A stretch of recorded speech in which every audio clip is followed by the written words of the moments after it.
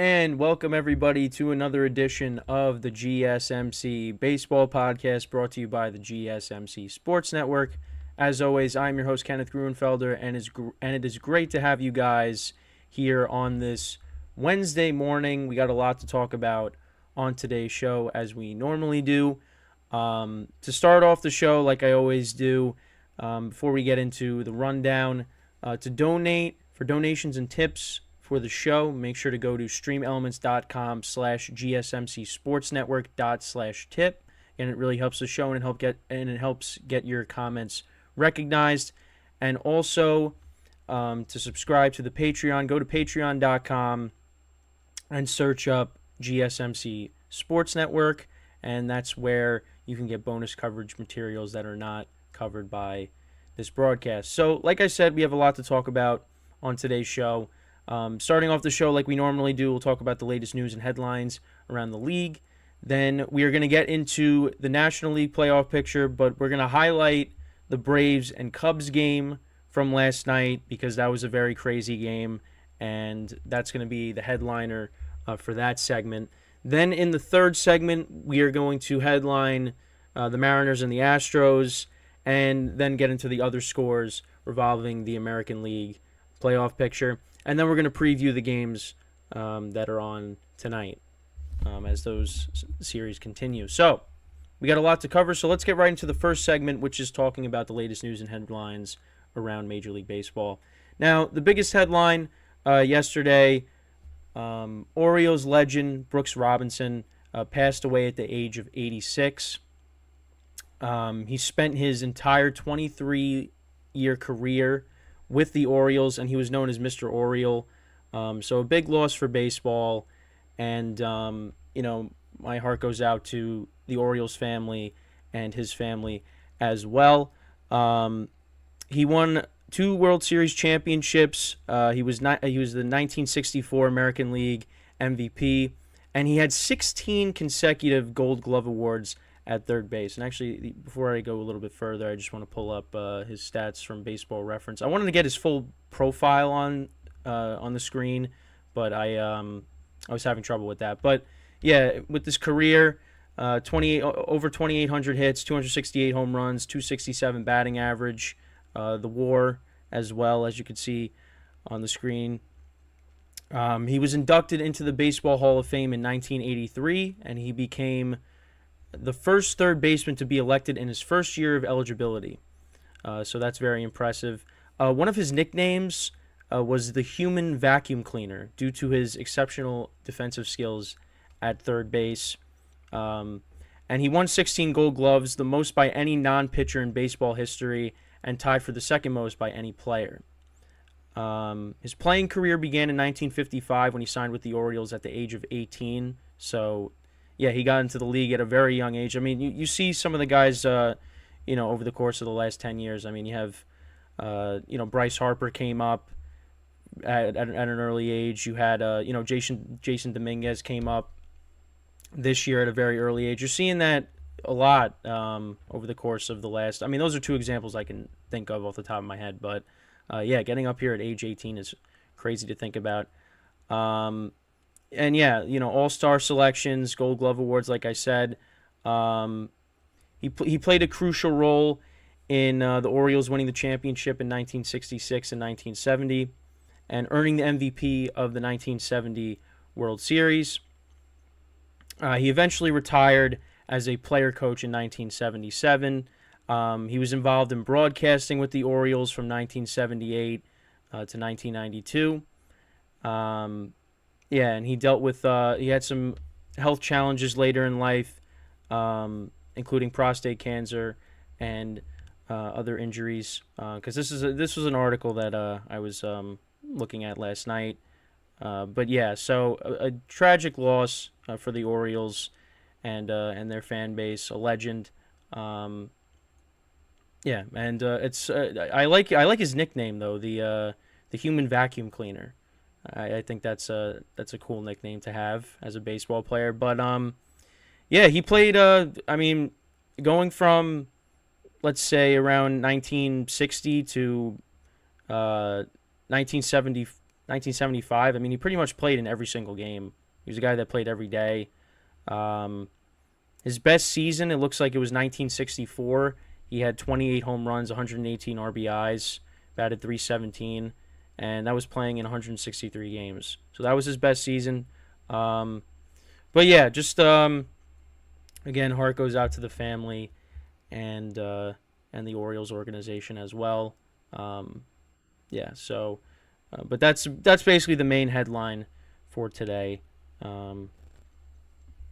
Is the passing of Brooks Robinson. So he will be missed, and yeah. So, but yeah, that's the main headline for this segment. So in other news, we'll move on from that.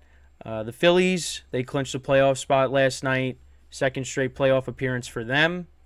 And Trey Turner was interviewed after the game, and he was, thanking the fans for the season, and basically saying, hey, we're gonna have playoff games here in the first round at least, so have him come bring it. And I think Trey Turner a lot was kind of pressure was taken off of him when you had the Phillies fans supporting him during his rough stretch, and he's been playing better as of late.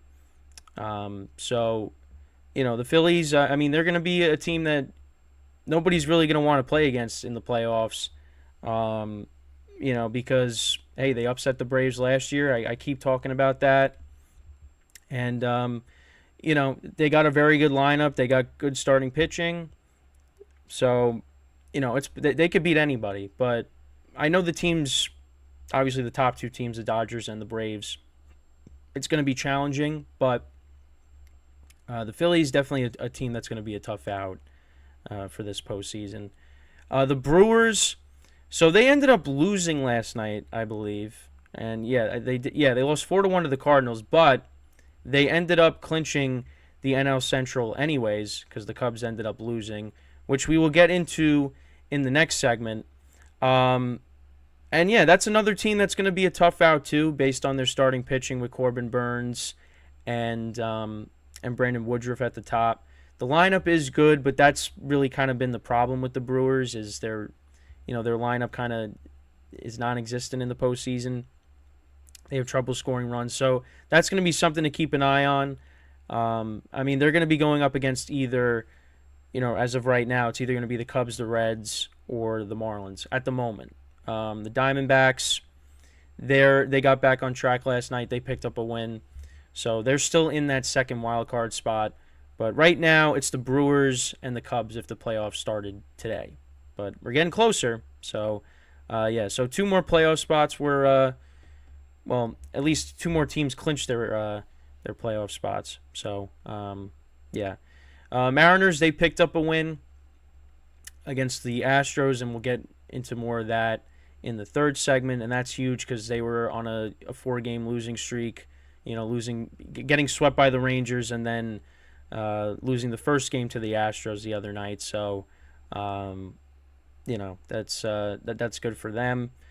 But and then you have, that's pretty much it when it comes to the headlines. The Blue Jays, they lost a tough game last night to the Yankees, and we'll get into that as well.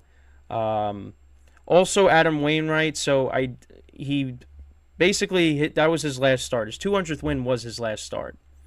He's not going to pitch again, and I think that's good because you want your last moment to be, being in front of the home fans, and especially picking up your 200th win.